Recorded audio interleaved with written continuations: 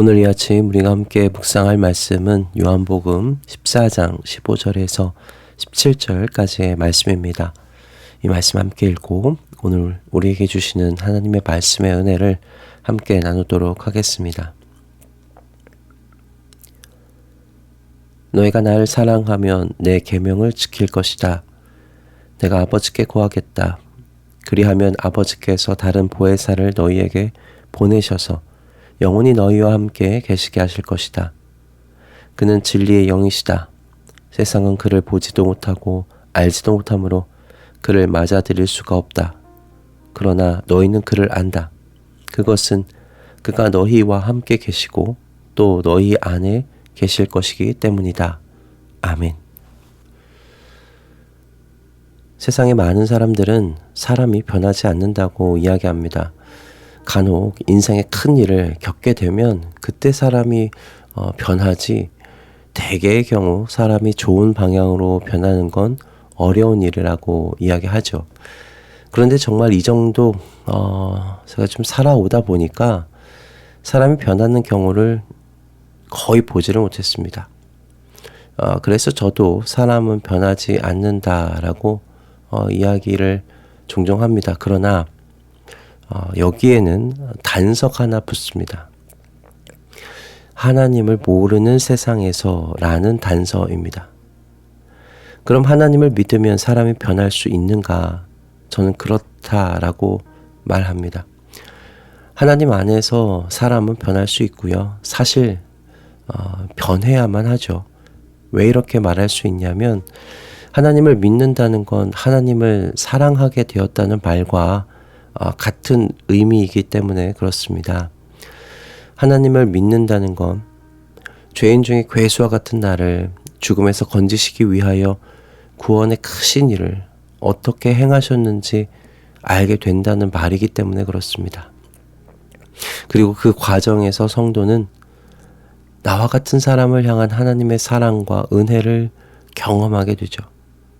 그리고 그 결과 하나님께 나 또한 사랑으로 응답하게 됩니다. 그래서 하나님을 믿는다는 건 다시 이야기하면 하나님과 사랑에 빠지는 것이지 않은가 생각합니다. 그런데 하나님을 사랑하게 되는 것과 사람이 변하는 게 어떤 상관이 있을까?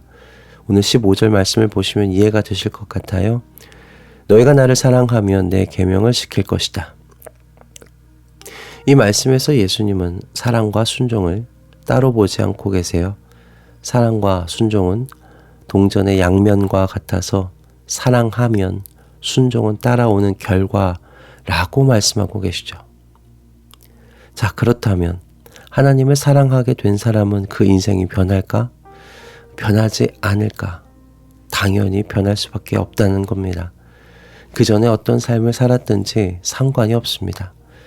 하나님의 계명에 순종으로 반응하는 사람은 그 전과 같은 인생의 방향일 수가 없습니다. 그는 다른 삶을 살기 시작한 사람입니다. 그러므로 하나님을 믿고 그분 안에 있는 사람은 변할 수 있고요. 변화되어야 합니다. 또한 그럴 수밖에 없는 결정적인 이유가 한 가지가 더 있습니다. 예수님께서 보혜사 성령님을 이 땅에 당신의 제자들에게 보내시겠다라고 말씀하셨기 때문입니다. 보혜사 성령님께서 어떤 역할을 하시는지 오늘 본문에 명확하게 나와 있지 않습니다. 그러나 17절에서 예수님께서는 세상은 보혜사 성령님을 모르지만 너희는 그를 안다고 말씀하시죠. 여기서 안다라고 쓰인 단어가 기노스코라는 단어입니다. 이 단어는 인격적인 관계를 통해서 얻은 지식에 대하여 사용되는 단어예요. 그러니까 성도님들이 보혜사 성령님께서 내 안에 계시다는 것을 어떻게 아는가? 친밀한 개인적인 경험을 통해서 성령님께서 내 안에 계시는구나 알게 된다는 거예요. 그럼 성도는 성령님을 어떤 개인적인 경험 속에서 알게 될까? 바로 우리 자신들의 그 순종을 도우시는 과정을 통해서 성령님께서 내 안에 함께 살고 계시다는 것을 경험적으로 알게 된다는 겁니다. 오늘 말씀을 보면 15절과 16절이 뭔가 좀 안 맞아 보입니다. 생뚱맞아 보입니다. 너희가 나를 사랑하면 내 계명을 지킬 것이다 하셨는데 갑자기 16절에서 보혜사를 너희에게 보내는 것을 아버지께 구하겠다 말씀하십니다.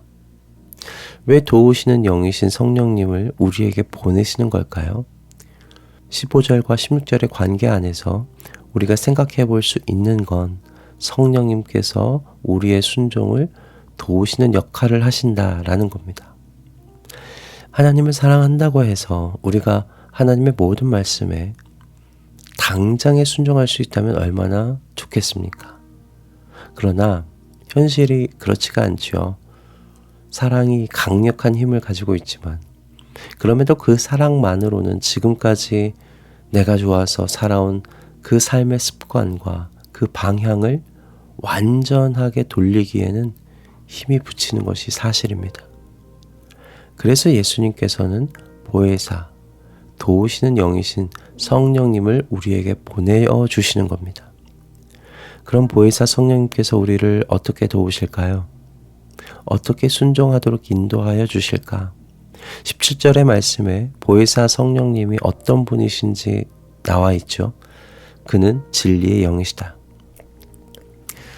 여러분, 기독교의 신앙은 어떤 그 찰나적인 통찰이나 체험에서 오는 것이 아닙니다. 기독교의 신앙은 진리에서 오는 것이죠. 예수라는 분이 누구신가? 그분이 무엇을 하셨는가? 이와 같은 것들을 성령님께서 깨닫고 알도록 인도하세요. 그러다가 이런 고백에 이르게 되는 겁니다. 어떻게 이와 같은 분을 안 믿을 수 있지? 어떻게 이와 같은 분을 안 따를 수 있지? 어떻게 이와 같은 분을 안 사랑할 수 있지? 가 되는 겁니다. 성령님을 통해서 성도는 이와 같이 예수님을 사랑하고 따르는 것이 자신에게는 당연한 것이 되고요. 상식적인 일이 되어 가게 되는 거죠.